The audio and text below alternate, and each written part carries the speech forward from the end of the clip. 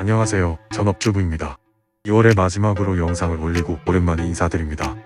오늘은 배당 성장 ETF로 인기를 끌고 있는 소울 미국 배당 다우존스 H를 10억 모으고 받은 7월 배당금은 얼마인지 알아보겠습니다.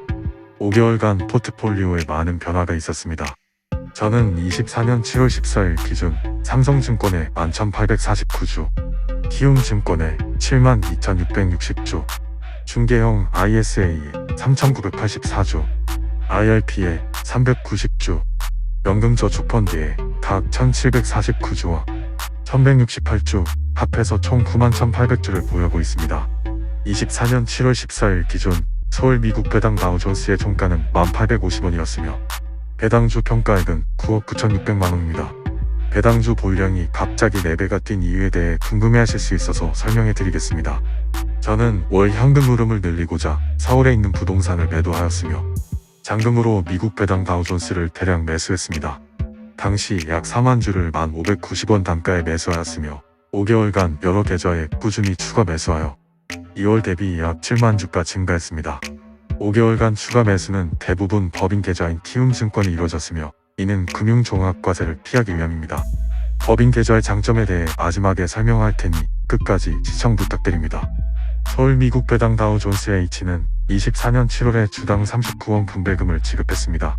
키움증권 계좌에 239만 7,350원, 삼성증권에 38만 9,738원, 중개형 ISA 15만 4,791원, IRP에 15,210원, 연금저축펀드에 각 4만 5,396원과 6만 7,938원이 들어왔습니다. 7월에 들어온 세후 월배당금을 합하면 총 307만 423원입니다. 이는 수도권 거주용 부동산보다 높은 현금 흐름이며 꾸준히 재투자를 하겠습니다. 마지막으로 왜 법인 계좌를 설립해서 투자를 했는지, 무슨 장점이 있는지 설명해 드리겠습니다. 법인으로 투자를 하는 장점을 크게 3가지로 정리할 수 있습니다. 첫째는 소득에 대한 절세 및 모금 재투자입니다. 서울 미국 배당 다우존스 같은 국내 상장 해외 ETF는 분배금 및 시세 차익에 배당소득세가 적용되며 매해 2천만원이 넘을 시 종합소득세와 합산되어 과세됩니다. 극단적으로 예시를 들자면 개인이 10억 이상을 벌면 10억을 초과한 나머지에 대해 최고 45% 종합소득세, 4.5% 지방소득세, 약 8%의 건강보험료와 장기요양보험료, 합하여 57.5%의 세금을 내야 합니다. 번 돈의 반 이상을 세금으로 내야 하는 셈이죠. 하지만 법인은 2억 이하는 9% 법인세이며 이는 14% 배당소득세보다 현저히 적습니다. 순이익이 2억을 초과해도 200억 이하 시 19%밖에 안 됩니다. 지방세를 포함해도 21%이며 건강보험료도 당연히 없습니다.